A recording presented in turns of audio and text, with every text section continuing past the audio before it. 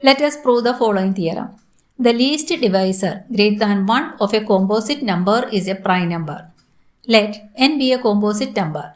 Since n is composite, it has a divisor d such that 1 less than d less than n.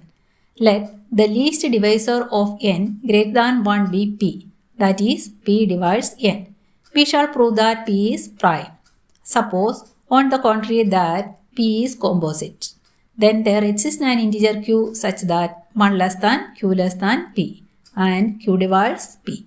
Since p divides n, it follows that q divides n. Thus, q is a divisor of n satisfying 1 less than q less than p, which contradicts the fact that p is the least divisor of n greater than 1. Hence, our assumption is false. Therefore, p is a prime number.